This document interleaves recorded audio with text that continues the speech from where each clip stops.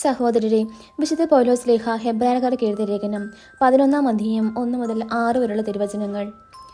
വിശ്വാസം എന്നത് പ്രത്യാശിക്കുന്നവ ലഭിക്കുമെന്ന ഉറപ്പും കാണപ്പെടാത്തവ ഉണ്ട് എന്ന ബോധ്യവുമാണ്.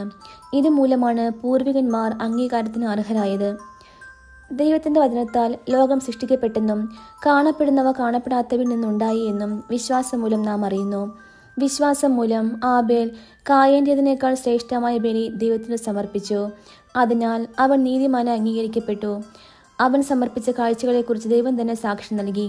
അവൻ മരിച്ചെങ്കിലും തൻ്റെ വിശ്വാസത്തിലൂടെ ഇന്നും സംസാരിക്കുന്നു. വിശ്വാസം മൂലം ഹെനോക്ക് മരണം കാണാതെ സംവഹിക്കപ്പെട്ടു. ദൈവം അവനെ സംവഹിച്ചതുകൊണ്ട് പിന്നീട് അവൻ കാണപ്പെട്ടുമില്ല.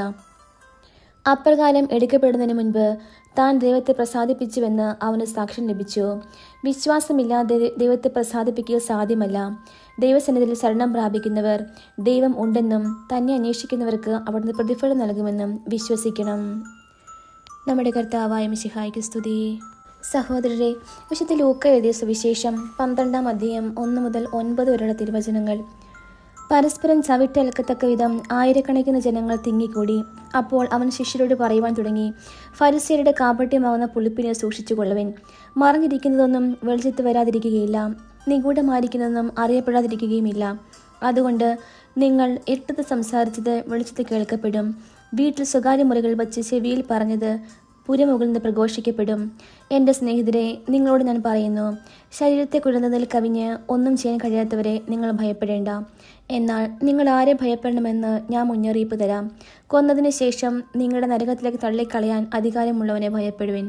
അതെ, ഞാൻ പറയുന്നു, അവനെ ഭയപ്പെടുവിൻ. 5 കുരുവികൾ 2 നാണയത്തുട്ടിന് വിൽക്കപ്പെടുന്നില്ലേ?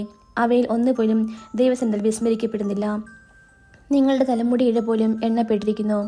ഭയപ്പെടേണ്ട, നിങ്ങൾ അനേകം കുരുവികളേക്കാൾ വിലയുള്ളവരാണ്. ഞാൻ നിങ്ങളോട് പറയുന്നു, മനുഷ്യരുടെ മുമ്പിൽ എന്നെ ഏറ്റുപറഞ്ഞ് ഏതൊരുവനെയും ദൈവത്തിൻ്റെ ദൂതന്മാരുടെ മുമ്പിൽ മനുഷ്യപുത്രനും ഏറ്റുപറയും. മനുഷ്യരുടെ മുമ്പിൽ എന്നെ തള്ളിപ്പറയുന്നവൻ ദൈവത്തിൻ്റെ ദൂതന്മാരുടെ മുമ്പിലും തള്ളിപ്പറയപ്പെടും. നമ്മുടെ കർത്താവായ മിശിഹായ്ക്ക് സ്തുതി.